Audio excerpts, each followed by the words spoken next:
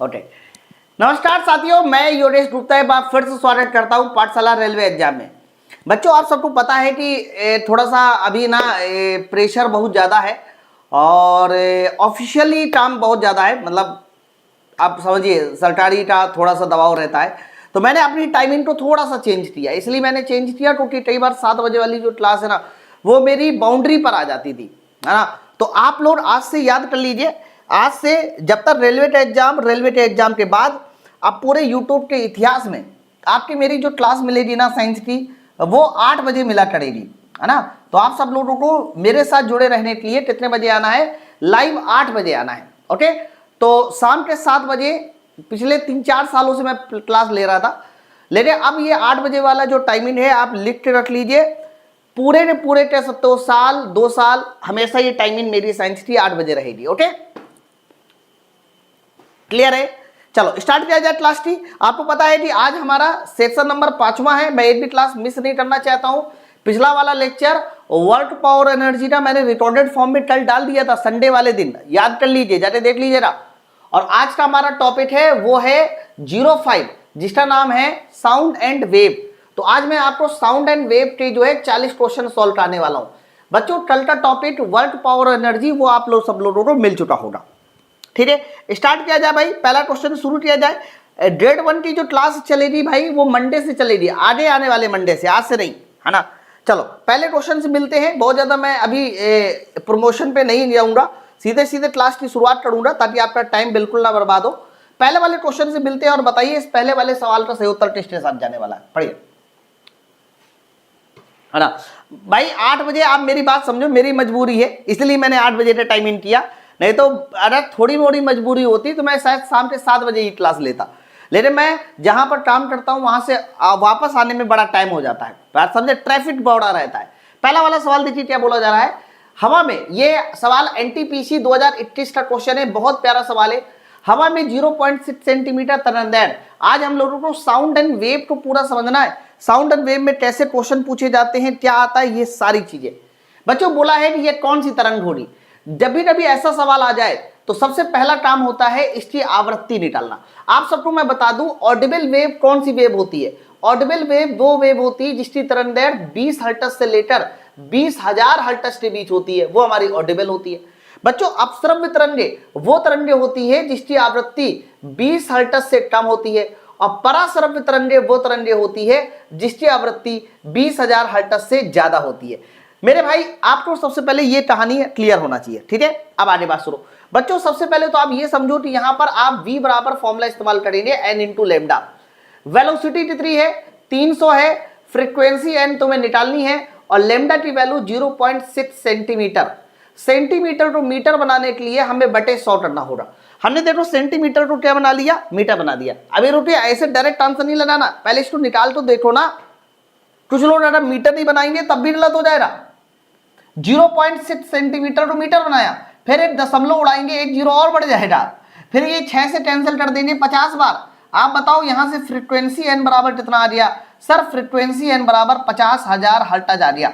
Check कर लीजिए जल्दी से, फ्रीक्वेंसी n हमारी 50,000 हर्ट्ज है, 500 हर्ट्ज नहीं है। सूरज है उमंग उठा के ऐसे फेंक देंगे सबको, इतनी आसान कैलकुलेशन नहीं सॉल्व कर पाओगे, समझे नहीं समझे। जहां पर सारे लोग सही करेंगे वहां तुम गलत करोगे।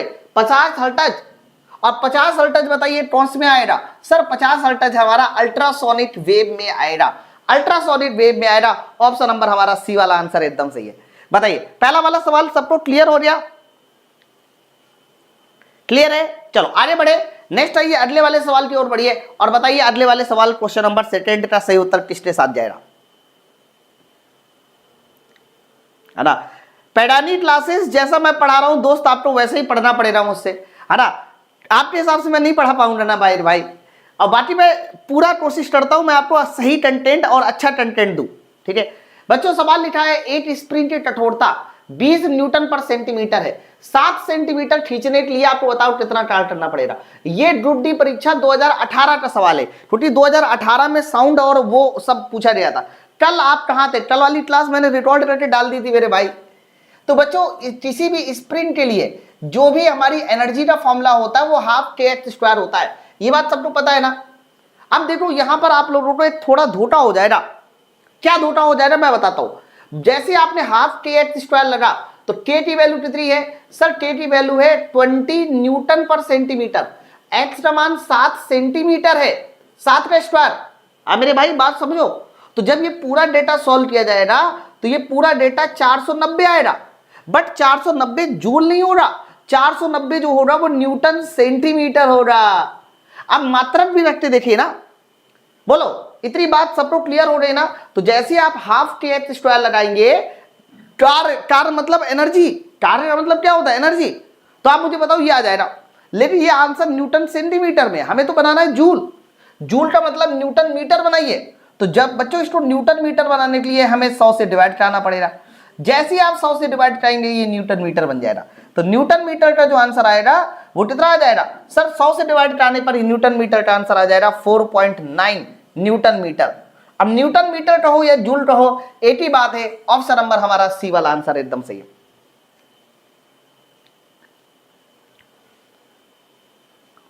अच्छा, एक्सपेक्टेड की बात है।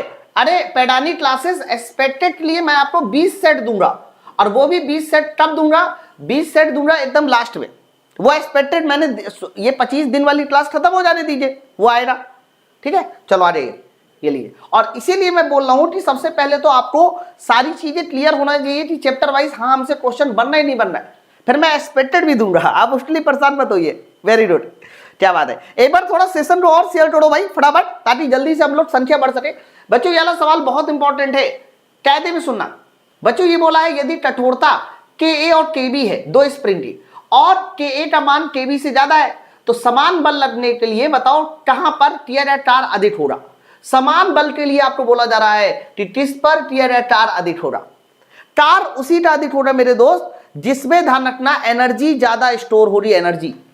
अब आप समझो, आपके पास ऊर्जा के बहुत सारे फॉर्मूले हैं। हाफ के एक्स स्क्वायर भी होता है, उसके अलावा ध्यान रखना हाफ एफ इंटू एक्स भी होता है, और एक और फॉर्मूला भी होता है F square divide by 2k।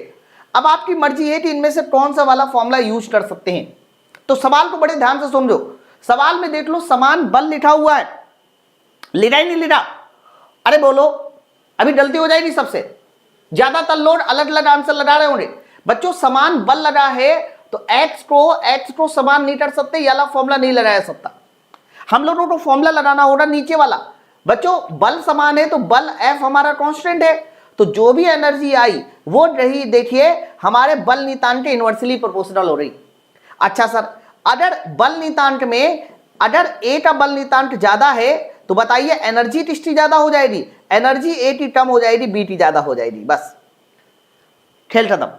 Okay, तो इन्होंने बोला था किसमें टार अधिक होगा? बी में टार अधिक होगा।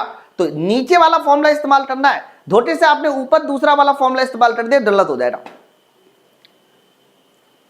क्लियर है ना? आगे बढ़े, समझ में आ रहा है वाला सवाल? तो एनर्जी के तीनों फॉर्मूले याद करने हैं। ये लीजिए, ये वाला सवाल बड़ा खास है, इसको देखिए।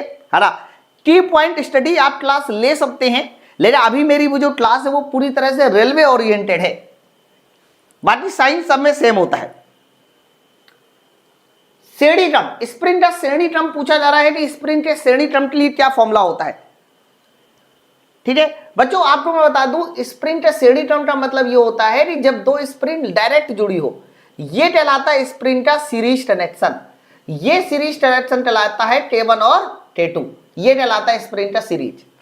और याद रखना, अगर दो स्प्रिंग डायरेक्ट नहीं जुड़ी है, दो स्प्रिंग डायरेक्ट नहीं जुड़ी है, कुछ इस तरह से जुड़ी है ऐसे, तो ये कहलाता है स्प्रिंग का कौन सा? समांतर कनेक्शन। दोनों में अलग अलग फॉर्मूला होता है। मैं फिर से बताऊं, ये वाला फॉर्मूला बताइए स्प्रिंग का कौन सा कनेक्शन कहलाता है? सीरीज। और ये वाला बताइए फॉर्मूला कौन सा कहलाता है? सर स्प्रिंग का समांतर। अच्छा एक बात बताओ, दोनों में क्या अंतर है? तो याद रखना, सीरीज के लिए जो नेट स्टिफनेस आती है 1/k नेट बराबर होता है 1/k1 प्लस 1/k2। ये वाला फॉर्मूला याद रखना, हम लोग किसके लिए इस्तेमाल करते हैं? सीरीज के लिए इस्तेमाल करते हैं, सीरीज के लिए। जबकि अगर हम लोग से समांतर में पूछा जाए तो के नेट बराबर ध्यान रखना फॉर्मूला होता है K1 plus K2। K1 plus K2 हमारा किसके लिए इस्तेमाल होता है? पैरेलल के लिए इस्तेमाल होता है, याद रहेगा। ठीक है इंद्रजीत, मैं अभी लास्ट में कंफर्म कर देता हूं, आज ही मेरी क्लास भी है, मैं बताता हूं अभी थोड़ी देर में। ऑप्शन नंबर हमारा किसके साथ जाएगा, ए वाला आंसर जाएगा, देख लीजिए। चलो आगे बढ़े, नेक्स्ट है अगला, ये लो, ये वाला सवाल आरआरबी जेई 2019 की मॉर्निंग वाली शिफ्ट में आया हुआ सवाल है। आसान है लेकिन थोड़ा लैंग्वेज थोड़ी वैसी लिखी हुई है कि आपको टफ लगेगी। आंसर दीजिए, क्या बात है। एक बार थोड़ा सेशन को और शेयर करो भाई फटाफट, जिन्होंने अभी तक लाइक नहीं किया जल्दी से एक बार लाइक भी कर दीजिए, पहले जल्दी से एक बार पहले सेशन शेयर कर दीजिए। चूंकि ध्वनि तरंग एक विक्षोभ है जो पड़ोसी कणों को गति प्रदान करके माध्यम में गति करती है, उसे किस तरह की तरंगों में वर्गीकृत किया जा सकता है। सिर्फ इतना सवाल है कि ध्वनि तरंग को हम किस तरह की तरंग मान सकते हैं, ध्वनि तरंग, है ना। तो बच्चों याद रखना, जो ध्वनि तरंग होती है, साउंड वेव होती है, वो एक तरह की मैकेनिकल वेव होती है। मैकेनिकल वेव वो वेव होती है जिसको चलने के लिए माध्यम की आवश्यकता पड़े, जिसको चलने के लिए माध्यम की आवश्यकता पड़े उसी को हम लोग मैकेनिकल वेव कहते हैं। ये तुम्हारी दो तरह की वेव होती है।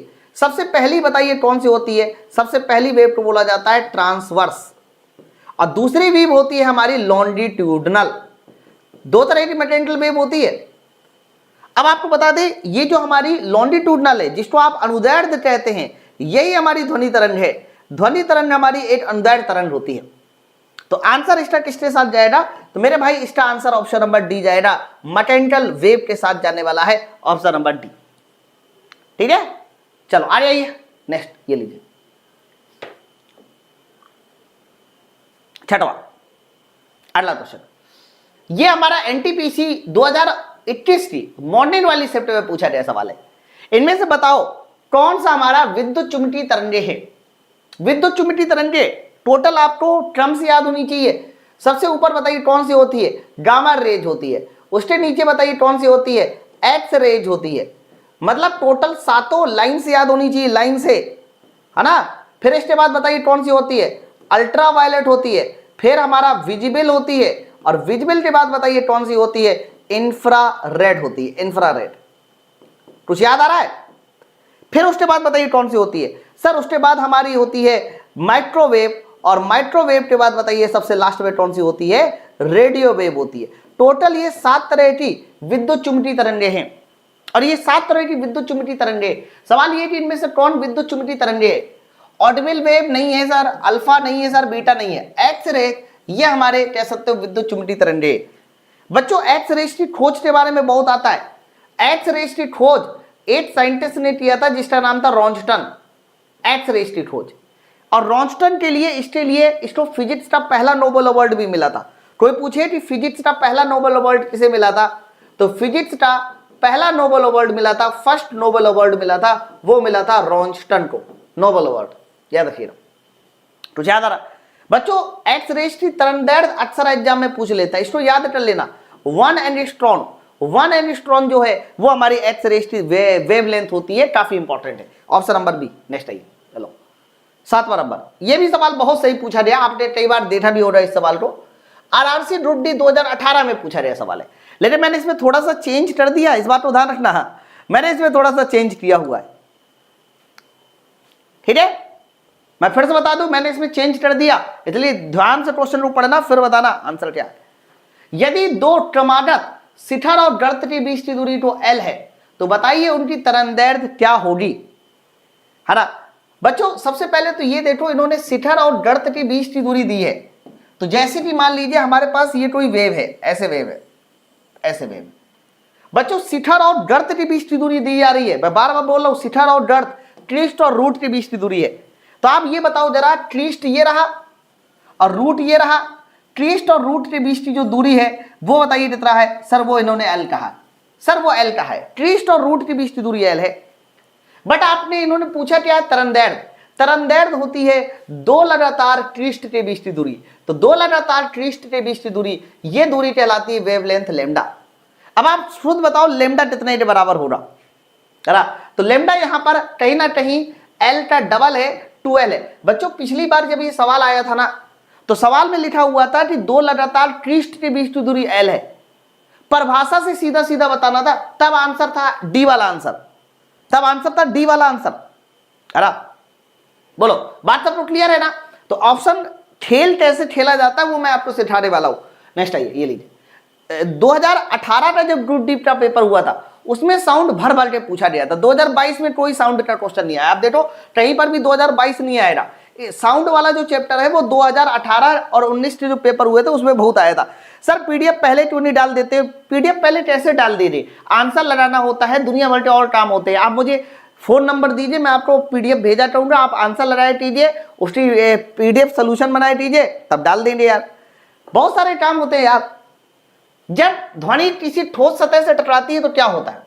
अरे बच्चों, जैसे कि मान लीजिए ये तुम्हारे पास कोई ठोस सतह है, ये कोई ठोस सतह है और इस ठोस सतह से कोई भी ध्वनि इस तरह से आ रही है। मान लीजिए ये ध्वनि इस तरह से आ रही है, तो ध्वनि अगर इस ठोस सतह से आ रही है तो बताइए टकरा रही तो क्या होगा? तो ध्वनि कभी भी एब्जॉर्ब नहीं होती, अवशोषित नहीं होती। क्या ये बताओ ध्वनि तो ये ठोस सतह अवशोषित कर लेगा? नहीं सर, नहीं हो पाएगा। ध्वनि क्या होती है? रिफ्लेक्ट होती है, परावर्तित होती है। अब परावर्तित होने के बाद ध्यान रखना, ध्वनि परावर्तित होने के बाद क्या करती है? ईको उत्पन्न करती है। तो ध्वनि में रिफ्लेक्शन यानी परावर्तन की घटना होती है। ऑप्शन नंबर हमारा टेस्ट के साथ जाएगा, सी वाला आंसर होगा।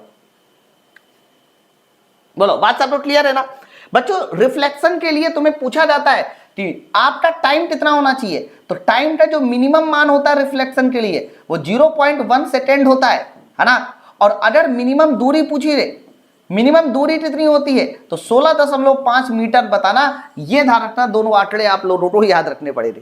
ठीक है, चलो आगे नेक्स्ट। ये लो, ये वाला सवाल भैया डेटा आप रट लीजिए। ये आरआरसी ग्रुप डी में मतलब आप ये मान के चलो कि कम से कम 10 से 12 सवाल ऐसे थे जो ये पूछे गए थे, डायरेक्ट डेटाबेस सवाल थे।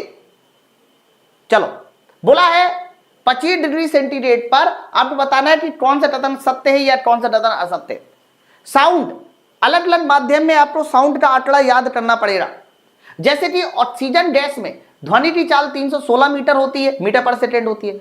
डिस्टिल्ड वाटर, शुद्ध पानी में ध्वनि की चाल 1498 होती है। आपको बताना है कि दोनों में से क्या सही है? टाइटलर। बच्चों आपको पता है ध्वनि की चाल 332 भी आपने पढ़ी होगी, ध्वनि की चाल आपने 342 भी पढ़ी होगी, आपने ध्वनि की चाल 346 भी पढ़ी होगी। सबसे पहले ये तीन डेटा को आप रख लो। आप बताओ ये तीन डेटा में डिफरेंस क्या है? तो याद रखना, ध्वनि की चाल जब हवा में पूछी जाती है, एयर में पूछी जाती है, तो एयर में ध्वनि की चाल ये सब होती है। बट इन सभी में ध्यान रखना 332 तुम्हारा 0 डिग्री सेंटीग्रेड पर होता है, 342 20 डिग्री सेंटीग्रेड पर होता है और 346 ध्यान रखना 27 डिग्री सेंटीग्रेड पर होता है। ये तो एयर में हो रही। ओके, बट मैं आपको बता दूं ऑक्सीजन में ध्वनि की चाल 316, यह आंकड़ा एकदम सही है, और शुद्ध पानी में 1498, यह भी एकदम सही है। ये दोनों स्टेटमेंट हमारे पूरी तरह से सही है, ऑप्शन नंबर सी। अब आप कहोगे कि कितना ऐसा डेटा है जो हमें याद करना है। मैं आप लोगों को वो डेटा भी बता दूं, और वो डेटा बहुत इंपॉर्टेंट है, मैं फिर से बता दूं। इधर देखिए, और जिसको जिसको हाईलाइट कर दो उसको याद कर लेना। और वही मैं बता रहा हूं जो पिछली बार पूछे गए। एल्यूमिनियम, एल्यूमिनियम में 6420, वेरी इंपॉर्टेंट, 6420 एल्यूमिनियम में है, 6040 निकेल में है। 6040 तुम्हारा निकेल में होता है, स्टील में 5960 होता है, आयरन में 5950 होता है, ब्रास में 4700, ग्लास में 3980। फिर अगर सी वाटर आ जाए, समुद्री पानी 1531, डिस्टिल्ड वाटर में 1498, एथेनॉल, एथेनॉल का मतलब होता है इथाइल अल्कोहल, एथेनॉल में 1207, मेथेनॉल में 1103, हाइड्रोजन में 1284, वेरी इंपॉर्टेंट, हीलियम में 965। हाइड्रोजन और हीलियम में ध्यान रखना, हीलियम में कम होती है, हाइड्रोजन में साउंड की स्पीड ज्यादा होती है। एयर में 346, ले मेरे भाई, एयर में 346 कितने टेम्परेचर पे होती है? 342 कितने टेम्परेचर पे होती है? 332 कितने टेम्परेचर पे होती है? इसके बाद सल्फर डाइऑक्साइड में आपका 213, ऑक्सीजन में 316। मतलब ये जो मैंने आपके सामने आंकड़े लिखे, ये आंकड़े वेरी इंपॉर्टेंट है, very very very very very important है। साउंड अगर आपको याद करना है और ऐसे क्वेश्चन आपको बनाने हैं तो ये आंकड़े का स्क्रीनशॉट ले लीजिए, इसको आप याद कर लीजिएगा। चलो आ जाइए, ये लो 10वां नंबर, ट्राई कीजिए, बढ़िया।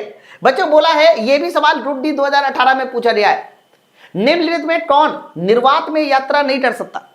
आपको बता रहे हैं कि इनमें से कौन हमारा, हाँ बिल्कुल ये सारे इंपॉर्टेंट थे प्रिंस, इनमें से कौन हमारा वैक्यूम में ट्रेवल नहीं कर सकता?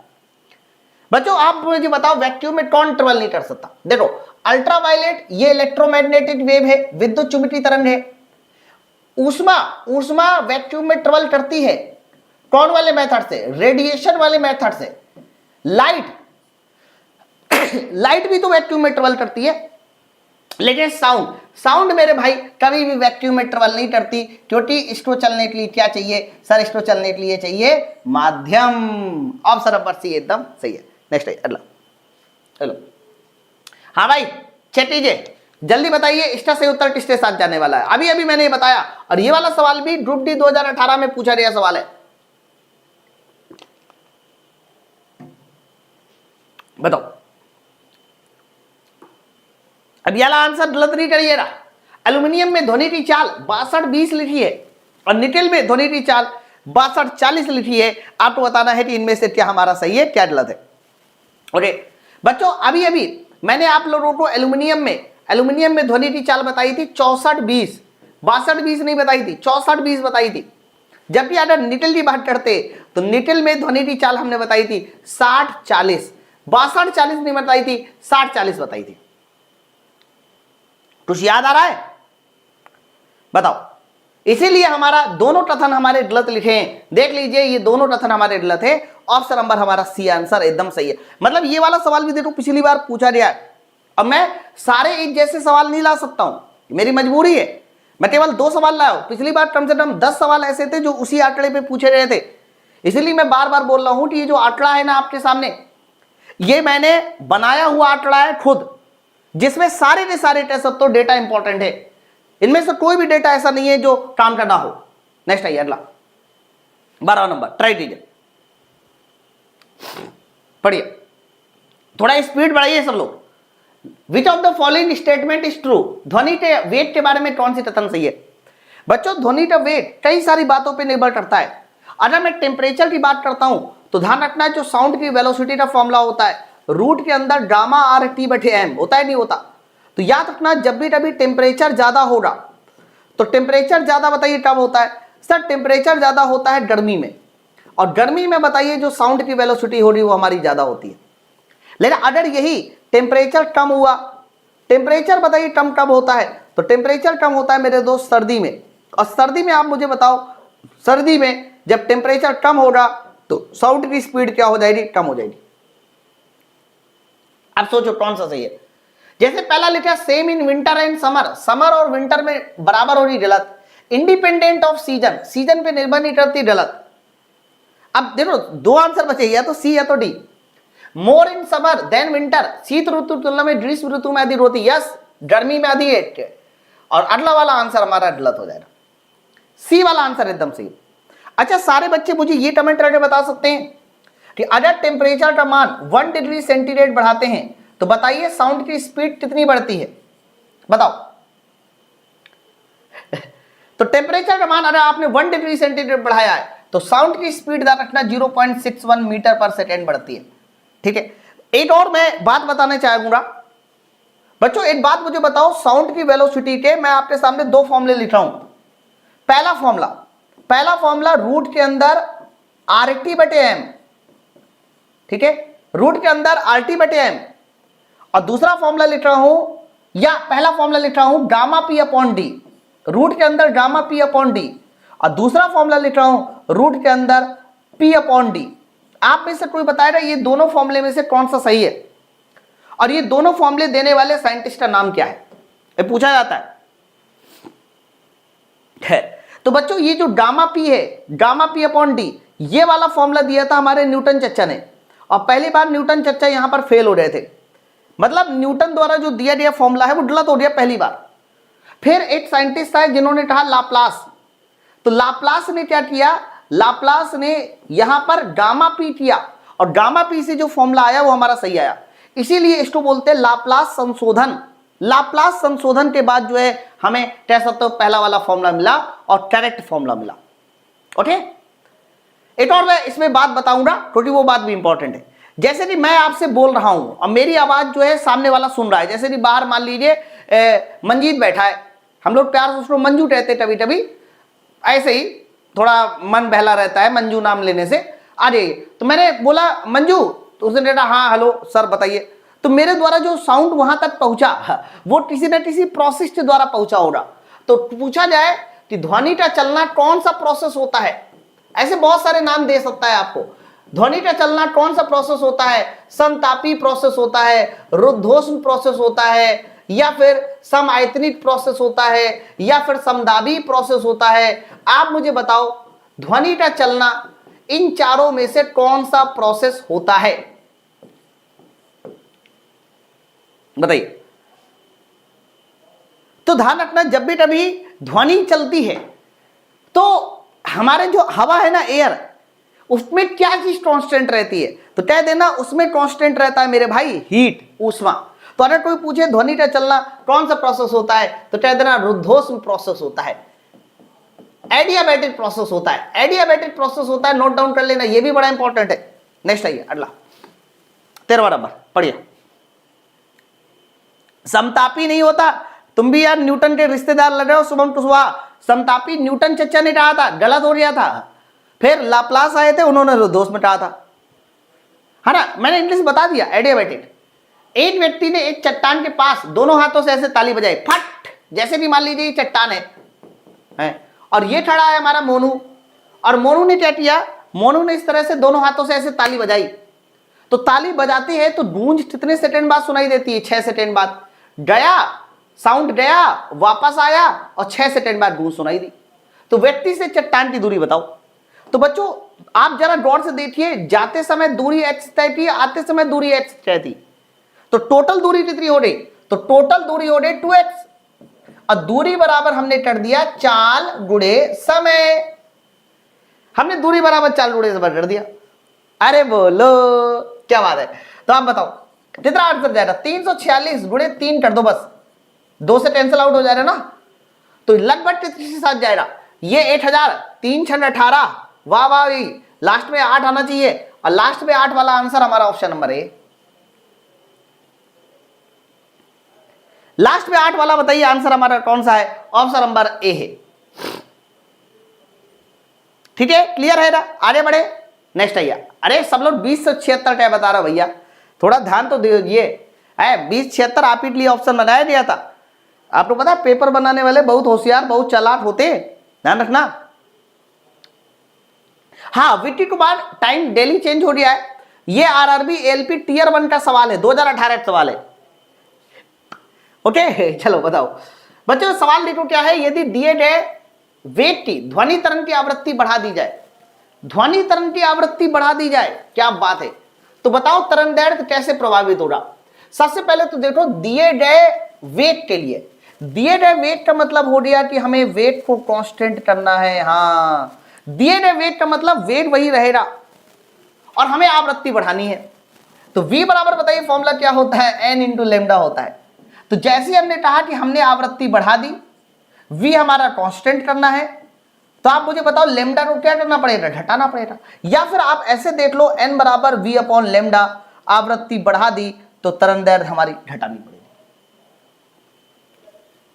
ओके, क्या आंसर है बताओ। तो ऑप्शन नंबर इसका सी वाला आंसर एकदम सही है। It's wavelength will decrease, option number C. ये एएलपी 2018 का सवाल है। नेक्स्ट है भैया, ये वाले सवाल तो आप वेरी वेरी इंपॉर्टेंट करो। 2018 के ग्रुप डी के पेपर में कम से कम 4 से 5 टाइप के सवाल, ऐसे सवाल पूछे गए थे, सेम इसी टाइप के सवाल पूछे गए थे। हाँ, और बहुत इंपॉर्टेंट है।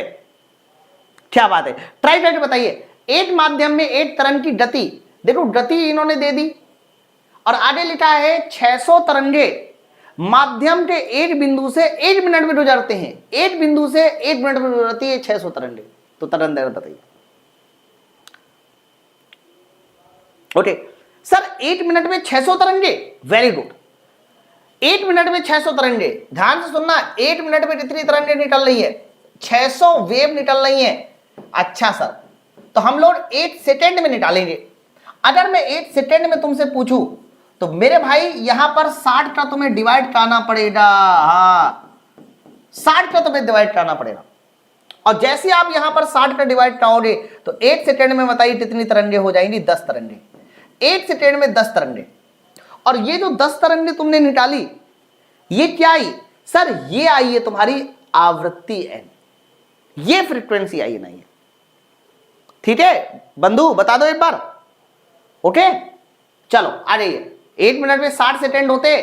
चलिए अब मुझे तरंगदैर्घ्य निकालनी है तो v बराबर n इंटू लेमडा लगा दो। वेलोसिटी तुम्हारी 600, आवृत्ति तुम्हारी 10 और लेमडा की वैल्यू आपसे पूछी जा रही है तो लेमडा की वैल्यू 60 आ जाएगी, वो भी मीटर में।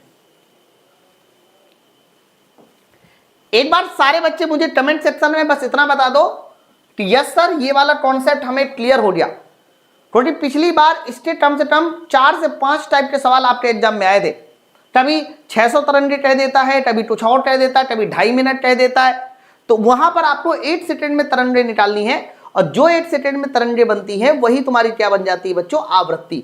ये आवृत्ति n बन जाएगी, बस पूरा सवाल सॉल्व। नेक्स्ट ये लो 16 नंबर पढ़िए। आरआरबी जेईई 2019 का सवाल है, निम्नलिखित माध्यम में से ठोस तरल गैसों को उनके माध्यम की ध्वनि की अवरोही क्रम, अवरोही का मतलब होता है घटता क्रम, है ना बच्चों। वैसे तो मैंने आपको बताया है कि जब भी कभी साउंड की स्पीड की बात करेंगे तो सॉलिड में सबसे ज्यादा होती है साउंड की स्पीड, उससे कम लिक्विड में होती है, सबसे कम हमारी गैस में होती है। ये जो मैंने आपको सीक्वेंस बताया ना, ये तुम्हारा साउंड की स्पीड का सीक्वेंस है। सबसे ज्यादा ठोस में होती है, सॉलिड में होती है। तो सर आपने कौन वाला क्रम पूछा है? आपने अवरोही, अवरोही का मतलब घटता क्रम पूछा, घटते हुए क्रम में बताना है। तो सबसे ज्यादा ठोस, ठोस से कम लिक्विड, लिक्विड से कम गैस, ये लीजिए सर यही तो हमारा घटता क्रम है। आप इसी को ही तो क्या बोलोगे सर, ये तुम्हारा स्पीड का घटता क्रम है। देखो राम राम कह रहा है सी आंसर सही हो रहा। राम राम थोड़ा सा अपने आप को जो है कॉन्फिडेंस में लाइए, ओवर कॉन्फिडेंस नहीं। तुम अच्छे स्टूडेंट हो, इतिहास लिख सकते हो, लेकिन ऐसा ना हो जाए इतिहास बन जाओ, है नहीं। नेक्स्ट आइए, ये लीजिए एनटीपीसी 2021 का सवाल, माध्यम चेंज करने वाला सवाल है। ठोस से गैसी माध्यम में जाते समय ध्वनि की चाल पे क्या फर्क आएगा? बच्चों सबसे पहले तो मैं आपको माध्यम चेंज करने बता दूं। जब भी कभी कोई भी ध्वनि किसी माध्यम ए से दूसरे माध्यम बी में जाती है तो क्या बदलता है, क्या कांस्टेंट रहता है? तो ए से जब बी में जाएगा ना तो याद रखना स्पीड तुम्हारी बदल जाएगी, तरंगदैर्घ्य तुम्हारी बदल जाएगी, लेकिन माध्यम बदलने में हमेशा ध्यान रखना ध्वनि अपनी आवृत्ति को कांस्टेंट रखता है। इसको नोट डाउन कर लीजिए कहीं पर कि जब भी कभी ध्वनि माध्यम बदलता है तो स्पीड और तरंगदैर्घ्य बदल जाती है, लेकिन आवृत्ति कांस्टेंट रहती है मेरे भाई। समझे नहीं समझे? सर इन्होंने क्या बोला है, ठोस से गैसी माध्यम में जा रहा है। अच्छा एक बात बताओ, ठोस से अगर गैसी माध्यम में जा रहा है तो गैस में स्पीड क्या होती है? गैस में कम होती है ना। तो जब गैस में कम होती है तो स्पीड तुम्हारी घट जाएगी, स्पीड तुम्हारी घट जाएगी। गैस में स्पीड कम होती है इसलिए स्पीड हमारी घट जाएगी। ऑप्शन नंबर हमारा किसके साथ जाएगा? डी वाला आंसर एकदम सही है। टाइमिंग सब लोग चेंज हो रही है, नोट डाउन कर लो। आज से हम लोग डेली रात 8 बजे मिला करेंगे, क्योंकि नगर पालिका वाले मुझे थोड़ा लेट छोड़ने लगे हैं आजकल। है नगर पालिका की ड्यूटी ये रहा यार, अब क्या मैं बताऊँ, थोड़ा लेट ज्वाइनिंग होती तो ज़्यादा सही था, लेकिन है क्या ना 4201 पे की नौकरी है और घर वाले इतना मतलब पीछे से, क्या मैं बताऊँ, पीछे से इतना प्रेशर दिए कहीं इसका दिमाग ना खराब हो जाए, फिर से बीमारी का बहाना बना ले, फिर से जॉब छोड़ दे। तो घर वाले डेली शाम के फ़ोन करते हैं और डेली कहते कुछ भी हो जाए नौकरी छोड़ना नहीं है। तो नौकरी करना है तो ईमानदारी के साथ करना है, क्योंकि वो भी सेवा वाली नौकरी है यार, है ना। तो मेरा आपसे ज़्यादा लगाव है, लेकिन फिर भी मैं दोनों तरफ मैनेज कर रहा हूँ सारी चीज़ें, और विश्वास मानिए कर लूँगा, कोई बड़ी बात नहीं है ना। नेक्स्ट आइए, इनमें से ध्वनि तरंग में सबसे तरंगदैर्घ्य लंबी, लंबी तरंग बोला जा रहा है, लंबी तरंगदैर्घ्य बोला जा रहा है, और सब में आवृत्ति लिखिए। अब बताओ कैसे निकलेगा, ये आरआरसी ग्रुप डी का सवाल है बच्चों। ये बताओ V बराबर फॉर्मूला क्या होता है? n इंटू लेमडा, लेमडा होता है। अब आप बताओ जरा, लेमडा डायरेक्टली प्रोपोर्शनल टू क्या 1/n कर सकते हैं? समझ रहा बात को? सवाल में बोला जा रहा था कि सबसे लंबी तरंगदैर्घ्य बताइए, तो तरंगदैर्घ्य अगर हमें सबसे लंबी करनी है, ज्यादा करनी है, तो आवृत्ति हमें सबसे कम करनी होगी। ठीक है, आवृत्ति हमें सबसे कम करनी होगी। अब बताओ सबसे कम आवृत्ति किसकी है? ऑप्शन नंबर ए इस सवाल का सही आंसर जाएगा वेव विद फ्रीक्वेंसी 100 हर्ट्ज। काम खत्म, ऑप्शन नंबर ए। नेक्स्ट ये लो, अब ये सवाल थोड़ा बढ़िया है। अगला क्वेश्चन पढ़िए, ये वाला सवाल बढ़िया है, एएलपी टेट का सवाल है और काफी बढ़िया सवाल है, इसमें थोड़ा ध्यान से पढ़िएगा, स्टेटमेंट वाइज सवाल है। क्वेश्चन लिखा है, यदि दिए गए वेग पर ध्वनि तरंग की आवृत्ति बढ़ाई जाती है तो तरंग दैर्ध्य पे क्या प्रभाव पड़ता है ना, है वही सवाल, लेकिन स्टेटमेंट देखिए किस तरह अजीब तरीके से लिखे। सर एक बात बताओ, इन्होंने बोला है आवृत्ति बढ़ाई जाती है, v बराबर n इंटू लेमडा होता है। अरे लेमडा बराबर पूछेंगे तो v बटे n, आवृत्ति तुमने कहा बढ़ाई है तो बताओ लेमडा क्या हो जाएगा, घट जाएगा। अब लेमडा घट जाने वाला आंसर ढूंढिए, तो लेमडा घट जाने वाला डायरेक्ट आंसर दे दो, ऑप्शन नंबर डी है। इसकी वेवलेंथ हमारी घट जाएगी, ऑप्शन नंबर डी सवाल का सही उत्तर है। नेक्स्ट है, ओहो 20 नंबर, ट्राई कीजिए। ये सवाल थोड़ा बढ़िया, इसमें मैं 2-3 चीजें आपको बताता हूं। चलो बताओ बच्चों, एक बात मुझे बताओ, बहुत ध्यान से सुनना जो मैं बता रहा हूं। पिच किस पर निर्भर करती है? जब भी कभी कोई पूछे पिच किस पर निर्भर करती है तो ध्यान रखना पिच हमारा आवृत्ति पे निर्भर करती है, पिच हमारी आवृत्ति पे निर्भर करती है ना। मतलब आवृत्ति ज्यादा तो पिच हमारी ज्यादा, समझो बात को, आवृत्ति पिच पे निर्भर करती है। अरे सर अगर हम लोग यहां पर बोले कि सर एक और चीज बता दो कि हमारा जो आयाम है या लाउडनेस है, लाउडनेस किस पर निर्भर करता है? बच्चों लाउडनेस निर्भर करता है हमारे एम्पलीट्यूड पर, आयाम पे। ये दोनों बातें आपको याद रखनी पड़ेगी। जैसे कि पहला पॉइंट लिखा हुआ है हाई पिच, हाई पिच तो हाई फ्रीक्वेंसी, सीधी सी बात है, हाई पिच तो हाई फ्रीक्वेंसी, उच्च पिच हाई फ्रीक्वेंसी, ये हमारा आर के साथ जाएगा। लो पिच लो फ्रीक्वेंसी हमारा एस के साथ जाएगा, यानी आर और एस पहले नंबर पे आना चाहिए। ये देखिए ऑप्शन नंबर ए। स्मॉल एम्पलीट्यूड मतलब कम आयाम, तो धीमे आवाज, जैसे कि मैं बोलूं राम, ये आवाज धीमे है, ये आवाज कैसी है, धीमे, इसको बोला जाएगा स्मॉल एम्पलीट्यूड। तो स्मॉल एम्पलीट्यूड ये किसके साथ जाएगा सर, ये हमारा पी वाला उत्तर जाएगा। बड़ा एम्पलीट्यूड लाउड क्यू के साथ, लास्ट में पी और क्यू, ऑप्शन नंबर ए, ऑप्शन नंबर ए। एक सवाल मैं आपसे पूछना चाह रहा हूं भैया, एक सवाल मेरा है, मुझे अभी एक सवाल आया, ये अभी रिसेंटली एक एग्जाम में पूछा गया है, मैंने सोचा कि आपसे मैं पूछता हूं। मान लीजिए 10 सेकेंड के लिए, कितने सेकेंड के लिए, मान लीजिए 10 सेकेंड के लिए मैं आप लोगों के लिए 2 तरंग बना के दिखाता हूं। 10 सेकेंड में मैंने आप लोगों को यहां पर 2 तरंग इस तरीके से बना के दिखाई, पहली ऊपर वाली फिर ये नीचे वाली। ओके, मैंने 10 सेकेंड के लिए 2 तरंग आपको बना के दिखाई, एक ऊपर वाली दूसरी नीचे वाली।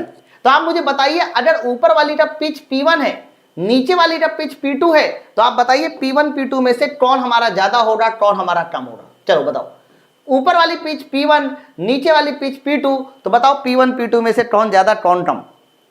आंसर दीजिए। सर पीडीएफ कहां मिलता है? अतुल पीडीएफ के लिए आपको माई पाठशाला पीडीएफ टेलीग्राम चैनल को ज्वाइन करना होगा। माई पाठशाला पीडीएफ टेलीग्राम चैनल पे आपको ये पीडीएफ मिल जाएगा, माई पाठशाला पीडीएफ। ओके, ऐड भैया मैं नहीं लगाता हूं, वो सब पूरा यूट्यूब है। तो आप सिर्फ इतना देखो कि दोनों तरंगों में से आवृत्ति कहां ज्यादा होगी, बस आवृत्ति ज्यादा देखिए। तो बच्चों देखो 10 सेकेंड में 3 तरंग बना रहा है, ये ज्यादा बना रहा है, तो जितना ज्यादा आवृत्ति उतनी ज्यादा हमारी पिच। तो बच्चों यहां पर आवृत्ति ज्यादा है ना, इसीलिए नीचे वाली जो P2 है वो ज्यादा होगी, P1 हमारा कम। तो ये इस तरह से सवाल बने तो आप ध्यान रखिए कैसे लगाना है। चलो क्वेश्चन नंबर 21 पढ़िए, बताइए। एक माध्यम में ध्वनि की चाल V है, स्थिर दबाव पर माध्यम में घनत्व दुगना हो जाता है, तो बताइए ध्वनि की नई गति क्या है? सर माध्यम का घनत्व कैसा हो जाता है? सर माध्यम का घनत्व डबल हो जाता है, डबल। तो बताइए ध्वनि की नई चाल क्या है? ओके, लग जाएगा? हाँ सर लग जाएगा, कोई दिक्कत नहीं। देखो साउंड की स्पीड का आपने अभी फॉर्मूला बताया था, रूट के अंदर गामा पी अपॉन डी बताया था। लेकिन सवाल में बोल दिया ना स्थिर दबाव, यानी दबाव हमारा कांस्टेंट है। अगर दबाव हमारा कांस्टेंट है तो देखिए साउंड की स्पीड घनत्व के अंडर रूट डी के इनवर्सली प्रोपोर्शनल है। ठीक है, तो बताओ नीचे हमें घनत्व को डबल करना है, अरे डेंसिटी डबल करनी है तो मेरे भाई इसे डबल करना है, तो नीचे तुम्हारा √2 आना चाहिए और नीचे √2 वाला आंसर ऑप्शन नंबर सी है। नीचे √2 वाला आंसर हमारा कौन सा है? ऑप्शन नंबर सी है ना। अखिलेश कुछ लोग ए आंसर बता रहे हैं। अभी देखो मैं बहुत मतलब प्यार से पढ़ाता हूं, लेकिन गुस्सा चढ़ने पर भी बड़ा मेरे मुंह से ठराब निकल सकता है। अभी अभी मैंने आपको दोनों फॉर्मूले बताए, ये तो गामा RT/m और दूसरा फॉर्मूला बताया था गामा P/d। ये दोनों साउंड की स्पीड के फॉर्मूले हैं, एकदम रट लीजिए इनको, समझे कि नहीं समझे। नेक्स्ट आइए 22वां नंबर, ट्राई कीजिए, छोटा न्यूमेरिकल है लेकिन इसमें एक आपको कॉन्सेप्ट पता होना चाहिए। एक अनुप्रस्थ तरंग माध्यम ए से माध्यम बी तक चलती है। देखो माध्यम ए से कहां चल रही है, तो कहना माध्यम ए से माध्यम बी चल रही है, माध्यम ए से माध्यम बी चल रही है। माध्यम ए पर वेट 500 मीटर पर सेकेंड है, ये देखिए है ना। अच्छा, यहां पर तरंगदैर्घ्य कितनी है? 5 मीटर। माध्यम बी में आवृत्ति क्या होगी? सर माध्यम बी में आवृत्ति पूछ रहा है और तरंगदैर्घ्य, यहां की आवृत्ति पूछ रहा है और यहां की तुमसे तरंगदैर्घ्य पूछ रहा है, ये दोनों। और यहां का वेट कितना है? सर यहां का वेट 600 मीटर पर सेकेंड है। सोल्यूशन PDF एजुकेशनल आपको पाठशाला रेलवे माई पाठशाला PDF दोनों पे मिलता है भैया, मैं डेली डालता हूं खुद ही। अच्छा एक बात बताओ, जैसे माध्यम चेंज हो रहा है, माध्यम चेंज होने में मैंने आपको कहा था आवृत्ति नहीं बदलती, तो आप यहां की आवृत्ति निकाल लो। बच्चों फॉर्मूला होता है V = n × लैम्डा, यानी n और लैम्डा का मल्टीप्लाई करने से 500 आना चाहिए, तो आवृत्ति तुम्हारी कितनी हो जाएगी? 100 टच। आवृत्ति तुम्हारी 100 टच, और यहां आवृत्ति 100 टच है तो यहां भी 100 टच, 100 टच। और आप मुझे बताओ यहां की तरंगदैर्घ्य मुझे कितनी लानी है? सर यहां की तरंगदैर्घ्य पता करनी है, तो ये 600 अगर लाना है तो यहां की तरंगदैर्घ्य 6 मीटर। खेल खत्म। V = n × लैम्डा यूज किया बस, और कुछ नहीं। तो हमें जो पूछा जा रहा था माध्यम बी में आवृत्ति और माध्यम बी की तरंगदैर्घ्य, इसीलिए इस सवाल का सही आंसर 100 और 6 मीटर के साथ जाएगा। समझ रहे हैं ना। नेक्स्ट यला बताइए। हाँ ये वाला सवाल भी बढ़िया है। क्या बात है, थोड़ा एक बार सेशन को और शेयर करो भाई फटाफट, है ना। जिन्होंने अभी तक लाइक नहीं किया जल्दी से एक बार सेशन को लाइक भी कर दीजिए, फटाफट एक बार सेशन को शेयर कर दो, है ना। तो दूसरा एक और टेलीग्राम है, उसको भी ज्वाइन कर लीजिए, शायद उसमें भी पढ़ती हो PDF और डलती है, वैसे मैं ही डालता हूं, पाठशाला रेलवे एग्जाम, पाठशाला रेलवे एग्जाम। ठीक है बच्चों, लिखा हुआ है सवाल में, ध्यान से सुनो। एक ध्वनि तरंग एक कक्ष के माध्यम से पारित होती है। यदि डैश में अणुओं की RMS चाल V1 है और डैश में ध्वनि की चाल V2 है, तो बताइए इनमें क्या सही है, क्या ज्यादा क्या नहीं। दो चीजें होती है, एक होती है RMS स्पीड और दूसरी होती है ध्वनि की चाल। बच्चों ध्वनि की चाल को V2 कहा है, तो ध्वनि की चाल जो V2 हो जाएगी वो हमारी हो जाएगी रूट के अंदर गामा RT/m, ये ध्वनि की चाल है ना। RMS स्पीड V1 कहा है और RMS स्पीड होती है √3 RT/m। अब आपको ये समझना है दोनों में ज्यादा कौन है। तो बच्चों इसके लिए तुम्हें गामा के बारे में पता होना चाहिए, गामा को कहते क्या है, गामा के बारे में पता होना चाहिए। ये जो गामा है इसको हिंदी में बोला जाता है रुद्धोष्म नियतांक, इंग्लिश वाले सुनेंगे एडियाबैटिक इंडेक्स, एडियाबैटिक इंडेक्स। और इसका मान पता कितना होता है? सर इसका मान होता है 574/353। तो ये क्या बता दिया सर, जैसे किसी का मोबाइल नंबर याद करते हो उसी तरह से इसको याद कर लो। गामा का मान होता है 574/353, 5/3, 7/5, 4/3। बच्चों 5/3 ये मोनो एटॉमिक गैस भी होता है, जैसे कि helium, neon, argon. 7/5 diatomic gas के लिए होता है, जिसमें 2 एटम है, नाइट्रोजन, ऑक्सीजन, है ना। और इसके अलावा हमारा O2 के बाद जो है हमारा 2 एटम वाली Cl2, 2 एटम वाली गैसों के लिए 7/5 होता है। और अगर 3 एटम है जैसे कि CO2 हो गया, NO2 हो गया, उनके लिए 4/3। बच्चों 4/3 हो, चाहे 7/5 हो, चाहे 5/3 हो, ये सारी वैल्यू मिलकर भी 3 की बराबरी नहीं कर पाएगा। आप यकीन ना हो तो चेक कर लो, चाहे बताओ क्या 3 की बराबरी कर लेगा? नहीं कर पाएगा ना। यही रीजन है कि जो हमारी आरएमएस स्पीड होती है वो हमेशा ज्यादा होती है। इसको नोट डाउन कर लेना। ध्वनि की चाल हमारी कम होती है किसी डैश में, और आरएमएस स्पीड वर्ग माध्य मूल चाल हमेशा ध्यान रखना किसी भी माध्यम में ज्यादा होती है।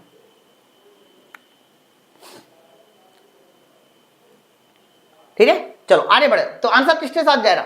सर आंसर जाएगा V1 का मान ज्यादा होना चाहिए, इसीलिए इस सवाल का सही उत्तर हमारा ऑप्शन नंबर बी होगा। ठीक है, चलो आगे बढ़े। विक्की गुप्ता थ्योरी इतने कम समय में पढ़ी नहीं जा सकती। दो रास्ते हैं, या तो आप जो है अगले साल के लिए तैयारी करना शुरू कर दो, और या फिर आप जो है ना एप्लीकेशन से साइंस का बैच लेके वहां से थ्योरी पढ़िए पूरी। ठीक है, लिस्ट अगला 24 नंबर बताइए क्या बोला जरा। सर 24 नंबर भी एक समांतर पहाड़ी वाला क्वेश्चन है, बड़ा आसान सवाल है, कोई कठिन नहीं है।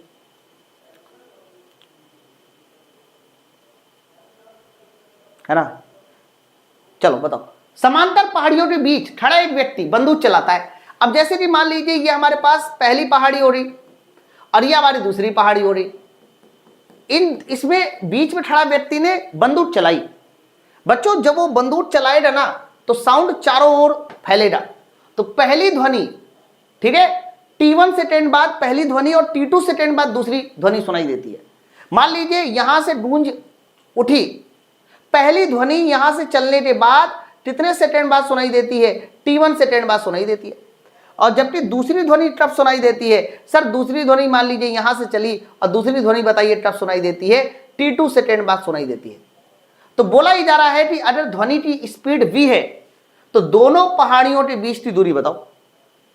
लग जाएगा? हाँ सर लग जाएगा। कैसे लगेगा बच्चों? एक बात बताओ, अगर ये बीच में है तो मान लेते हैं कि ये वाली दूरी x1 है और मान लेते हैं कि ये वाली दूरी x2 है, तो आप बताओ पहाड़ी के बीच की दूरी x1 प्लस x2 हो जाएगी। पहाड़ी के बीच की दूरी x1 प्लस x2, तो हम लोग पहले x1 निकाल लें। बच्चों x1, अब देखो एक बार साउंड आगे बढ़ा होगा फिर साउंड वापस आया होगा, चली गई टोटल दूरी 2x1 बराबर चाल गुणे समय T1। ठीक है, ओके। हाँ मैं केमिकल रिएक्शन करवा दूंगा, आप परेशान मत हो, उसका भी नंबर है। देखो आगे वागे मत पढ़िए, मैंने तुम्हें क्या बताया, मैंने सारे टॉपिक के नाम शुरू में लिखवा दिए, तो उसमें केमिकल रिएक्शन है। ठीक है, आ जाइए बच्चों। अब साउंड यहां से ऐसे आगे बढ़ेगा फिर ऐसे आएगा, तो चली गई दूरी एक बार x2 फिर ऊपर वाला x2 यानी 2x2 बराबर v इंटू T2। ये देखिए, अब आप क्या करो, दोनों कंडीशन को उठा के जोड़ दो मेरे भाई। जैसे ही ये और ये जोड़ दोगे तो एक तरफ हो जाएगा 2 टाइम्स x1 प्लस x2 और दूसरी तरफ हो जाएगा v times T1 plus T2। हमने दोनों इक्वेशन को जोड़ दिया, लेकिन हमें तो निकालनी थी पहाड़ी के बीच की दूरी। तो पहाड़ी के बीच की दूरी सिर्फ और सिर्फ x1 प्लस x2 होगा, और ये बताइए किसके बराबर हो जाएगा? v ब्रैकेट में T1 प्लस T2 बटे 2। ये पहाड़ी के बीच की दूरी आ रही v T1 T2 T1 plus T2 बटे 2। ऑप्शन नंबर हमारा डी आंसर एकदम से। ओके ठीक है, आगे बढ़े। नेक्स्ट, अगले 15 दिनों के अंदर बायोलॉजी फिनिश हो जाएगा भाई, अगले 15 दिन। नेक्स्ट आइए 25वां बताइए।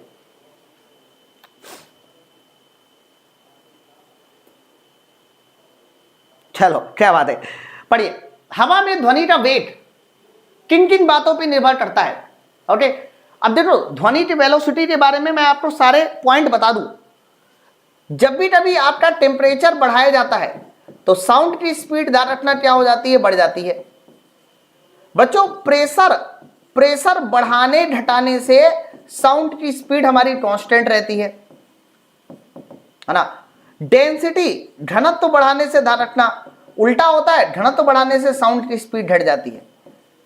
मॉइस्चर जिसको आप बोलते हैं नमी मॉइस्चर बढ़ाने से ध्यान रखना साउंड की स्पीड बढ़ जाती है। ओके, और एक और टर्म याद रखना, अणुभार नीचे आता है अंडर रूट गामा RT बटे m। अणुभार बढ़ाने से ध्यान रखना साउंड की स्पीड कम हो जाती है। मतलब इतने सारे फैक्टर जो है वो साउंड की स्पीड के लिए आपको याद करने हैं। सवाल देखो, पहला है हाँ नमी के लिए। नमी के लिए देखो, जो नम वाली हवा होती है, नमी वाली हवा, उसमें साउंड की स्पीड ज्यादा होती है। तो नम हवा की तुलना में शुष्क हवा में तेज, गलत। ड्राई एयर में तेज नहीं होती। दबाव के सीधे समानुपाती, गलत। दबाव के सीधे समानुपाती तो होता ही नहीं है, दबाव पे तो निर्भर ही नहीं करता। तापमान के सीधे समानुपाती, ना ना ना ना ना, तापमान के सीधे समानुपाती नहीं होता, तापमान के √T के समानुपाती होता है, सीधे समानुपाती नहीं होता। इस बात को पहले समझ लो, गलत है ये। सी वाला आंसर है कि नहीं? डी वाला देखिए, हवा के दबाव से स्वतंत्र, हाँ ये एकदम सही है, ये बात एकदम सही है। इसका एक्यूरेट जो सही आंसर है वो मेरे भाई ऑप्शन नंबर डी है। ऑप्शन नंबर डी हमारा एकदम सही उत्तर है। आप बताओ टेम्परेचर के कैसे समानुपाती होता है? सर टेम्परेचर के √T के समानुपाती होता है, सीधे समानुपाती थोड़ी ना होता है ना। नेक्स्ट है अगला 26 नंबर, बताइए।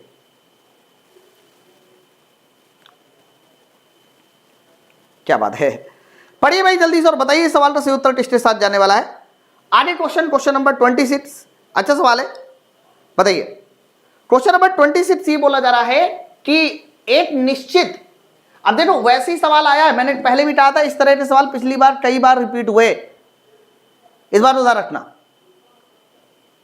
कल से उनका टाइम चेंज हो जाएगा, कल से उनका टाइम 7 बजे हो जाएगा, मेरा 8 बजे हो जाएगा।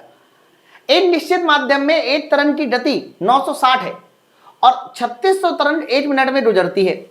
देखो 1 मिनट में कितनी तरंगें गुजर रही है? सर 1 मिनट में हमारी 3600 तरंगें गुजर रही, 3600। हरा, तो बताइए जरा 1 सेकेंड में कितनी गुजरेंगी? तो 1 सेकेंड में गुजरने के लिए हमें 3600 में 60 का डिवाइड कराना पड़ेगा ना। तो आप बताओ ये कितना आएगा? 8 0 से 8 0 कैंसिल, टोटल हमारा ये 60 आ जाएगा, यानी 1 सेकेंड में 60 तरंगें गुजरेंगी और जितनी तरंगें गुजरेंगी वो हमारी आवृत्ति n है। ठीक है, ओके चलो अब बताओ जरा v बराबर n इंटू लेमडा लगा दीजिए। वेलोसिटी तुम्हारी 960 है, आवृत्ति तुम्हारी 60 है और लेमडा तुमसे पूछ रहा है। अब तो नहीं लगता कि मुझे किसी का गलत हो जाएगा आंसर, है ना। तो लेमडा बराबर बताइए कितना हो जाएगा? लेमडा बराबर हमारा 16 मीटर। ये सवाल का सही आंसर है option number D, option number D. Next अगला लो 27, अगला क्वेश्चन, ये तो आसान है यार।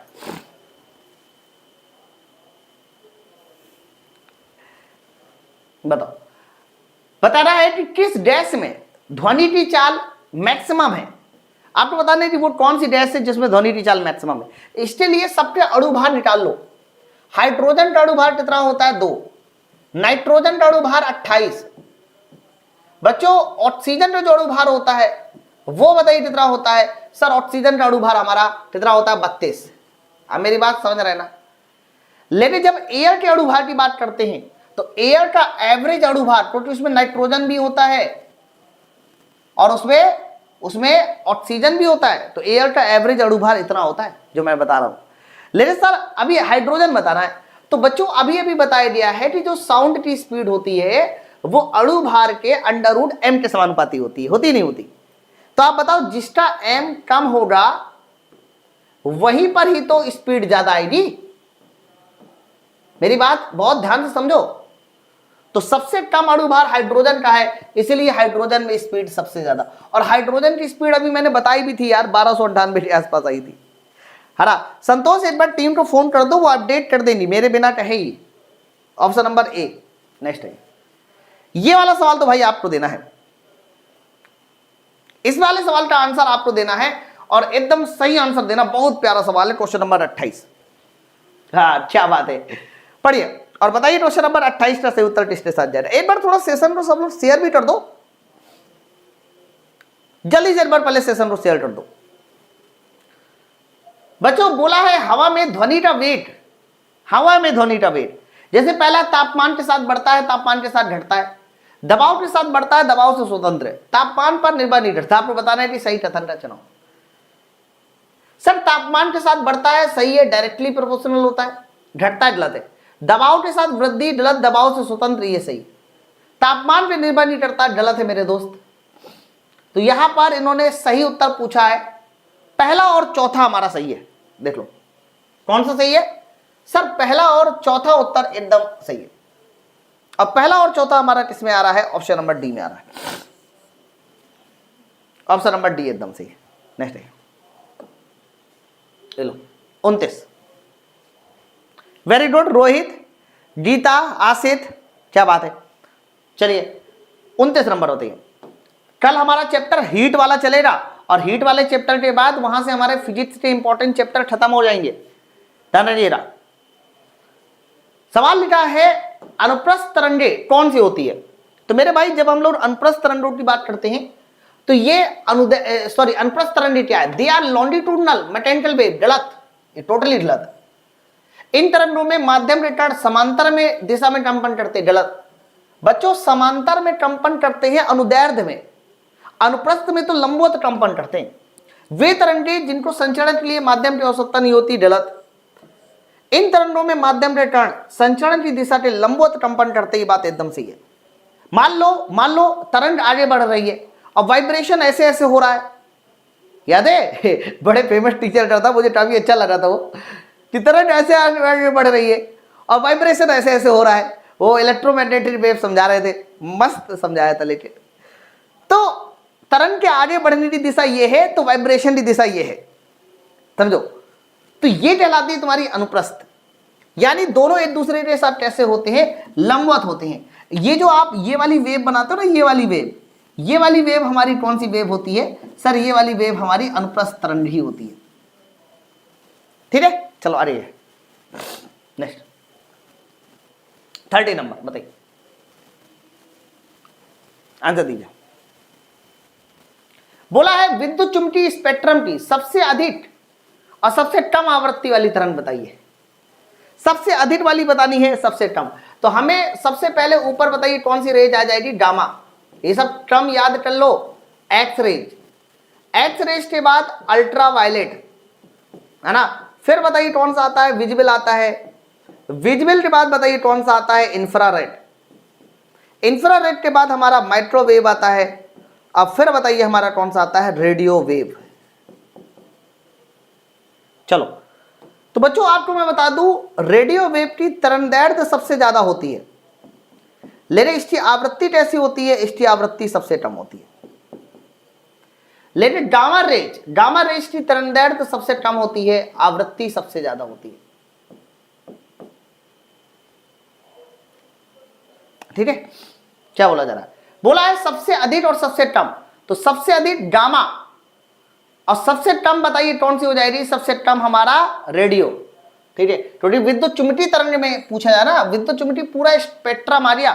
जैसे कि एक बच्चे का मैंने अभी आंसर देखा, उसने डी आंसर का लॉक कर दो। मेरे भाई मेरे दोस्त जो भी आप थे, ये जो विजिबल है ना, इसी विजिबल में हमारा विबजोर आ जाता है, विबजोर आ जाता है। लेकिन सवाल में पूरा का पूरा तुमसे पूछा जा रहा है विद्युत चुंबकीय स्पेक्ट्रम।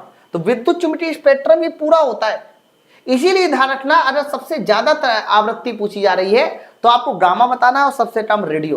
पहले गामा बाद में रेडियो, ऑप्शन नंबर ए सही होगा।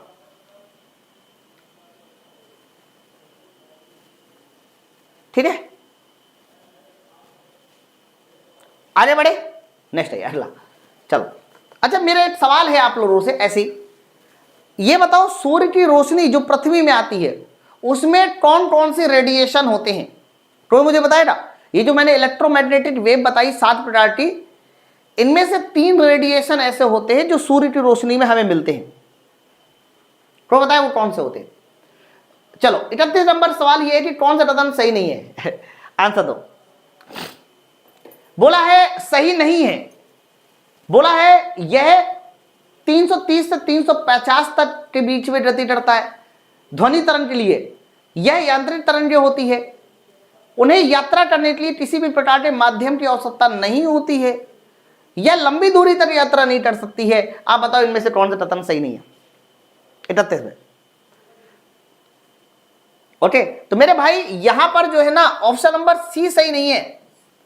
भाई देखो साउंड की स्पीड 330 332 इसी के बीच होती है, यांत्रिक भी होती है, लेकिन इन्हें यात्रा करने के लिए किसी माध्यम की आवश्यकता नहीं होती है। मेरे दोस्त ये बात गलत लिखी है, ये बात गलत लिखी है। मैं यात्रा करने के लिए माध्यम की आवश्यकता है, बट आपको ये जो लाइन लिखी ना, ये लंबी दूरी तक यात्रा नहीं कर सकता, ये सही लिखी है। साउंड कभी भी लंबी दूरी तक यात्रा नहीं कर सकता।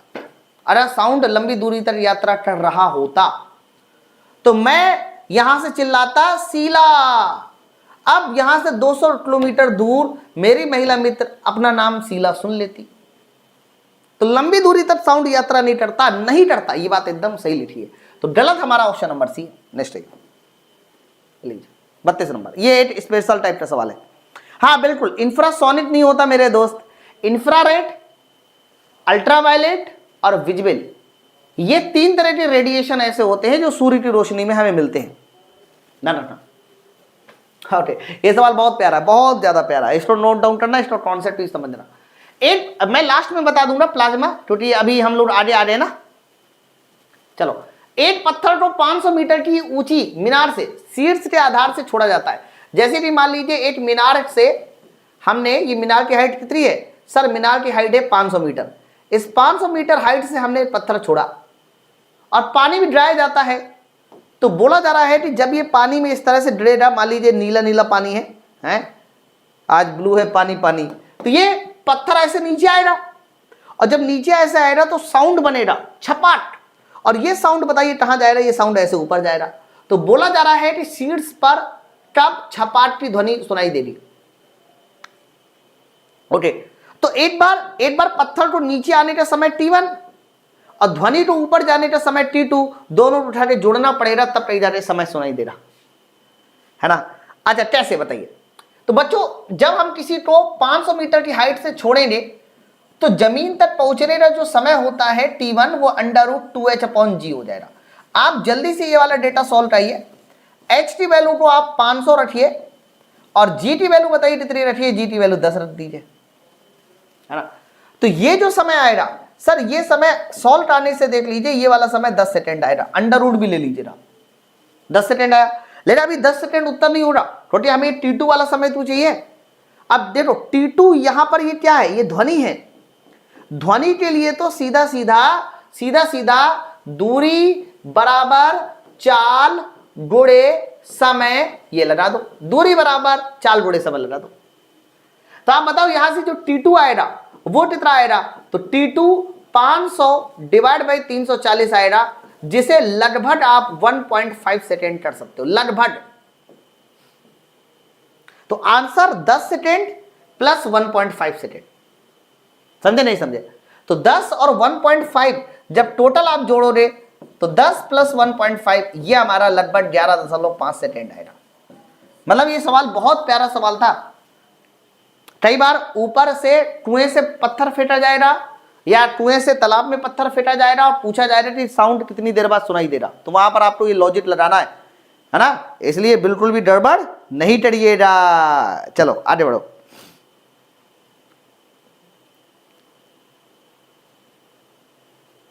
नेक्स्ट अगला क्वेश्चन बोला है, सरल लोलक की प्रभावशाली लंबाई, इसको इंपॉर्टेंट कर लो, अधिकतर लोग इसको गलत कर देते हैं। सवाल लिखा है प्रभावशाली लंबाई और T² के बीच ग्राफ खींचना है। बच्चों ये ग्राफ खींचना है L वर्सेस T² के बीच। लाइन बड़ी खास है, सिंपल पेंडुलम के लिए L वर्सेस T² के बीच ग्राफ खींचना है। अब देखिए कितने लोग सही करते, कितने लोग गलत करते, क्या बात है। मतलब मैंने इतनी उम्मीद नहीं थी इतने सारे लोग सही करेंगे। देखो फॉर्मूला होता है T डायरेक्टली प्रोपोर्शनल √L, ये सबको पता होगा। क्यों? क्योंकि किसी सिंपल पेंडुलम के आवर्तकाल का फॉर्मूला T बराबर 2π √L/g होता है नहीं होता? तो T डायरेक्टली प्रोपोर्शनल √L। लेकिन हमें ग्राफ जो खींचना है वो खींचना है L और T² के बीच, तो हमें दोनों तरफ स्क्वायर करना पड़ेगा। तो यहां T² हो गया, ये L हो गया। अब बच्चों करना क्या है, जहां पर हमारा L है उसकी जगह पे Y मानना पड़ेगा, क्योंकि पहला वाला हमेशा Y होता है, पहला वाला हमेशा क्या होता है? Y होता है। और बाद में जो T² है उसकी जगह X मानना पड़ेगा। तो ये कहीं ना कहीं X समानुपाती Y आ गया या Y समानुपाती X आ गया, और y समानुपाती x या x समानुपाती y, ये सब हमारा बताइए क्या होता है, स्ट्रेट लाइन होता है। कई सारे लोग पैराबोला सोच रहे होंगे, पैराबोला इसका आंसर पता है कब आता, जब ग्राफ कहता L और T के बीच बताओ, समझे ना। तो ऑप्शन नंबर हमारा सी आंसर एकदम सही है। नेक्स्ट आइए लीजिए 34 नंबर, बताइए।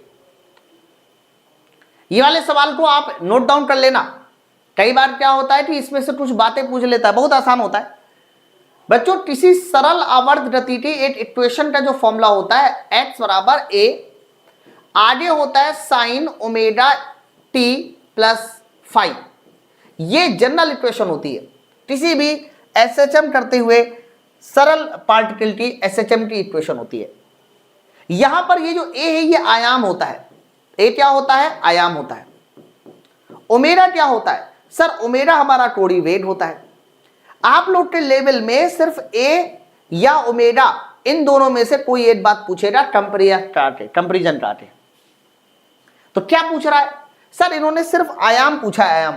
तो मेरे दोस्त अगर ये हमारा a है तो आप बताओ आयाम a बराबर कितना हो जाएगा, 10 हो जाएगा। ओमेगा भी पूछता तो ओमेगा कंपैरिजन काटे, देखिए यहां पर ये ओमेगा है तो यहां पर ये 20 है, ओमेगा यानी कोणीय वेग 20 हो जाएगा। अब कोणीय वेग के बाद कोणीय आवृत्ति पूछे, वो दूसरी कहानी है ना, वो फिर दूसरी कहानी है। ऑप्शन नंबर ए स्टार से उत्तर है, मतलब बी आंसर सही है, 10 मीटर। नेक्स्ट ये लो 35 नंबर बच्चों, एसएचएम की जनरल समीकरण पूछ रहा है कि किसी एसएचएम का जनरल समीकरण क्या होता है, जनरल इक्वेशन क्या होती है। जब सरल आवर्त गति होती है ना, तो सरल आवर्त गति जैसे कि ये सिंपल पेंडुलम है, तो ये जो सिंपल पेंडुलम है, ये सिंपल पेंडुलम जो है ना इधर उधर सरल आवर्त गति कर रहा है, तो तुमसे ये पूछेगा कि बताइए इसका सरल आवर्त गति समीकरण क्या है। तो याद रखना किसी भी सिंपल पेंडुलम का जो आवर्त गति एसएचएम इक्वेशन होती है वो d2y upon dt2 plus omega square into y बराबर 0, y बराबर कॉन्स्टेंट, ओमेगा स्क्वायर y बराबर कॉन्स्टेंट। ठीक है, चलो कॉन्स्टेंट नहीं लिखा तो आप 0 ले दो, कॉन्स्टेंट नहीं 0 ले रहे, ये y के पदों में है। अरे x के पदों में होता तो जहां जहां y है वहां वहां x हो जाता। तो ऐसा तो उत्तर है d2y upon dt2 plus omega square into y बराबर 0। ऑप्शन नंबर ए देख लो, ए सही है। यहां वाई स्क्वायर आ गया, गलत है सर। यहां माइनस आ गया, गलत है सर।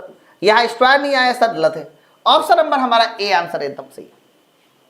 नेक्स्ट अगला हेलो 36 नंबर पढ़िए, 36 नंबर ट्राई कीजिए, पढ़िए जल्दी से और बताइए 36 नंबर सवाल का सही उत्तर। अच्छा आप लोग एक बार थोड़ा मुझे ये कमेंट करके बताओ, 9:30 बजे वाली जो क्लास डेली अपलोड हो रही है वो सब लोग देख रहे हो ना, और कल से नेट वेट बचा के रखना। हम लोग ठीक रात 8 बजे मिलेंगे। एसएचएम का एक्स और टी के बीच ग्राफ दिखाया गया है, तो बोला जा रहा है द फ्रीक्वेंसी पूछ रहा है। अरे आसान है, एकदम आसान है, एकदम आसान है, बहुत आसान है सर फ्रीक्वेंसी पूछ रहे हैं ना, आवृत्ति। बच्चों एक बात मुझे बताओ, यहां से शुरुआत अगर होती है तो ये पूरा एक साइकिल चलाता है, यहां तक चलाता है हमारा क्या, 1 साइकिल। अब दिया क्या गया है, इन्होंने 1 साइकिल का समय दिया है 0.2 सेकेंड। तो ये जो 8 साइकिल का समय होता है ये चलाता है तुम्हारा आवर्तकाल, 0.2 सेकेंड हमारा आवर्तकाल है, 0.2 सेकेंड हमारा आवर्तकाल है, ध्यान रखना। लेकिन अगर आवृत्ति पूछ रहा है तो इसको उल्टा करना पड़ेगा। तो आप 1/0.2 कर दीजिए, यही हमारी आवृत्ति है। लेकिन इसको थोड़ा सही कर लो बस।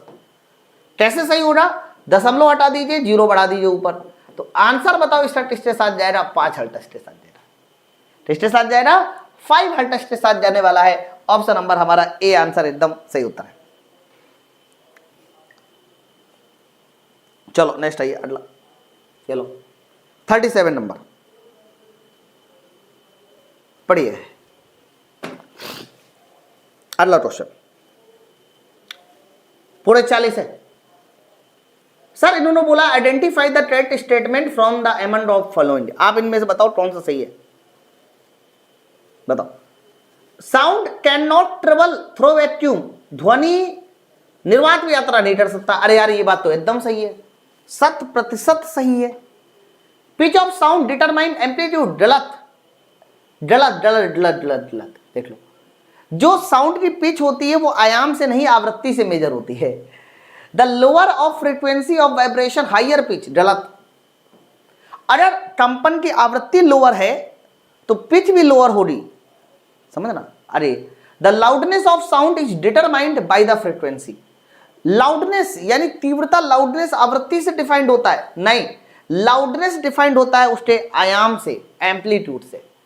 मतलब हर जगह पे कहीं ना कहीं छोटी छोटी मिस्टेक है, बट यहां पर जो सही आंसर जाएगा वो हमारा ऑप्शन नंबर ए वाला उत्तर एकदम सही है। नेक्स्ट है, चलो 38 नंबर होती है, पढ़िए क्या बात है। थोड़ा एक बार सेशन को और भी शेयर करते रहो फटाफट, और जिन्होंने अभी तक लाइक नहीं किया जल्दी से एक बार सेशन को लाइक कर दीजिए। बताइए, 3 सेकंड में 30 बार दोलन होते हैं, तो बताना है कि क्या हमारा सही है। ये तो आसान है ना। कृष्णा गुज्जर, अभी मैंने 9:30 बजे लाइव क्लास रखी है एप्लीकेशन पे, आइए मैं वहां पर बताता हूं बच्चों। 3 सेकंड में कितने सर? 3 सेकंड में 30 बार दोलन होते हैं, तो आप बताओ 8 सेकंड में कितनी बार दोलन होंगे? तो क्या देना, 8 सेकंड में 10 बार दोलन होंगे। और 10 बार अगर दोलन 10 बार हो रहे हैं तो आवृत्ति तुम्हारी 10 होगी, आवृत्ति तुम्हारी 10 होगी। और आवृत्ति तुम्हारी 10 होगी तो आवर्त काल कितना हो जाएगा? 1/10। आवर्त काल तुम्हारा 1/10 है ना, ठीक है।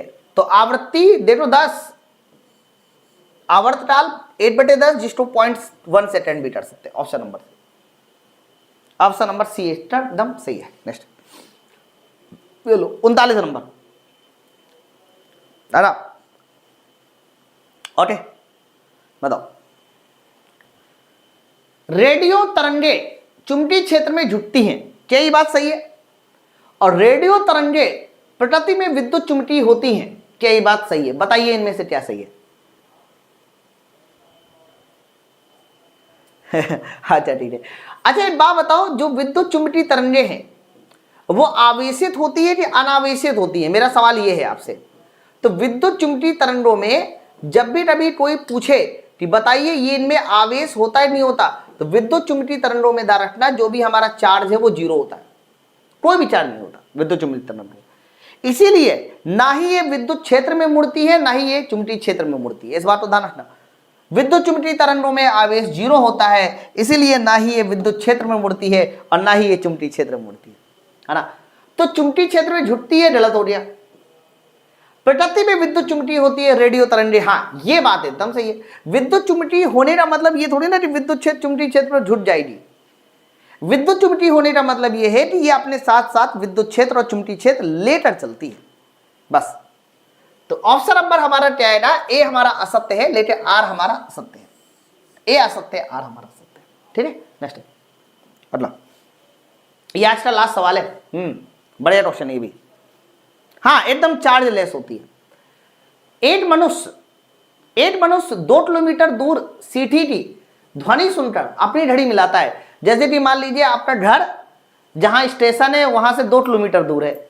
आपको पता है कि 12 बजे जो है बुंदेलखंड एक्सप्रेस जाती है। अच्छा, आपने कहा कि 12 बजे ठीक जाती है, जैसी ही 12 बजे बुंदेलखंड एक्सप्रेस की आवाज आई पो, और आपने घड़ी को 12 कर लिया। लेकिन आपने ये नहीं ध्यान दिया कि साउंड को वहां से यहां तक आने में भी तो टाइम लगेगा, ठीक है। तो बच्चों सबसे पहले तो कितना समय लगेगा वो समय बराबर निकाल लो। समय बराबर दूरी 2 किलोमीटर 2000 मीटर 330, तो ये लगभग हमारा 6 सेकेंड के आसपास आएगा। यानी साउंड को वहां से यहां तक आने में 6 सेकेंड लगा। अब समझो बात को, जैसे 12 बजे साउंड वहां से चलनी है, लेकिन आप तक पहुंचेगी 12:06 में, लेकिन आपको लगेगा अभी तो 12 बजा है, आप तो 12 बजे लगा लोगे। यानी समय हुआ है 12:06 और आपने लगा दिया 12। इसका मतलब आपकी जो घड़ी है वो कहीं ना कहीं 6 सेकेंड स्लो है। ओके, आपकी घड़ी 6 सेकेंड स्लो है। ऑप्शन नंबर डी एकदम से ठीक है। ओके बच्चों, सबसे पहले तो मैं एक इंफॉर्मेशन दे दूं, जितने भी पेड वाले स्टूडेंट हैं, अभी मैं 9:30 बजे एक लाइव बातचीत का सेशन रख रहा हूं। बहुत सारे आपके डाउट है, तो लाइव बातचीत तो लाइव बातचीत का सेशन 9:30 बजे है। तो अभी आप 9:30 बजे एप्लीकेशन पे आ जाइएगा लाइव, ठीक है। मैं बोल देता हूं, वो अभी इवेंट लगा देता है। तो एप्लीकेशन पे कब से हमारी क्लासेस स्टार्ट हो रही है, तो मैं उसकी बात कर लेता हूं, है ना। आंसू बेटा इधर आओ जल्दी से, रुक जाओ, कल का टॉपिक सुन लो, फिर जाना। कल का टॉपिक सुन लो और फिर उसके बाद 9:31 हो रहा है, एप्लीकेशन में बायोलॉजी के लिए एक लाइव बातचीत का एक सेशन रखो, तुरंत इवेंट लगा दो 9:30 बजे का लाइव बातचीत एप्लीकेशन में। हाँ 10 मिनट लग जाए ना, थंबनेल मतलब ऐसे ही लगा दो, बातचीत लिख दो, लाइव बातचीत उसमें, ठीक है। ओके, तो अभी का टॉपिक क्लियर हो गया। अब हमारे पास, मैंने आपको पहले भी कहा था कि हम लोग ना डेली एक चैप्टर को खत्म कर रहे हैं।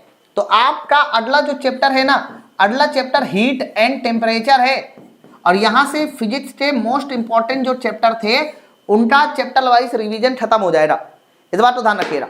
फिर इसके बाद, हाँ कल हीट एंड टेम्परेचर है बिल्कुल, इसके बाद फिर हमारे केमिस्ट्री बायोलॉजी के टॉपिक शुरू हो जाएंगे। ओके चलो, अब आपको और एक बात दो बता दूं, ये जो हमारी क्लास है ना, ये वाली क्लास की पीडीएफ कहां पर मिलेगी, तो इस वाली क्लास की जो पीडीएफ है वो आपको टेलीग्राम चैनल पे मिलेगी। 2 टेलीग्राम चैनल आपको ज्वाइन करना है, एक तो माई पाठशाला पीडीएफ ज्वाइन करना है, माई पाठशाला पीडीएफ ज्वाइन करना है, और दूसरा टेलीग्राम चैनल ज्वाइन करना है पाठशाला रेलवे एग्जाम। पाठशाला रेलवे एग्जाम, ये 2 टेलीग्राम चैनल आप लोगों को ज्वाइन करना है। ओके, बाकी अगर आप साइंस को एकदम डिटेल में पढ़ना चाह रहे हैं तो माई पाठशाला एप्लीकेशन को डाउनलोड करके साइंस का आप लाइव बैच लेकर आप जो है एप्लीकेशन पे लेकर बैच को पढ़ सकते हैं, साइंस पढ़ सकते हैं। इस नंबर पे फोन भी कर सकते हैं ज्यादा बेस्ट इंक्वायरी के लिए। बाकी अभी जो साइंस का ऑफर वाला बैच चल रहा था वो 399 का चल रहा था, तो कल से दाम बढ़ जाएगा। बाकी हमारे पास एनटीपीसी का ड्रीम बैच है भैया, ग्रुप डी के बैच अभी स्टार्ट होने वाले हैं, है ना। किताबें ले सकते हैं, किताबों में फिजिक्स केमिस्ट्री और बेसिक साइंस, इनमें से कोई भी किताब ले सकते हैं। बाकी संतोष एक बार टीम को फोन कर दो, कह देना सर ने बोला है बैच अपडेट कर देंगे, वो है ना। और आप सब लोग सेशन को जरूर शेयर करें सबके साथ, और ज्यादा से ज्यादा लोग इस वीडियो में कमेंट करके मुझे बताना कि क्लास आपको कैसी लगी, है ना। चलिए फिर मिलते हैं नेक्स्ट वीडियो में। Thank you very much. कल का टॉपिक ध्यान रखिएगा। और हाँ, अभी 9:30 बजे यूट्यूब पर एक छोटे वीडियो पब्लिश होते हैं। आज का जो टॉपिक है वो बहुत प्यारा है, 9:30 बजे, वो सब आप लोग देखते रह कीजिए, उसको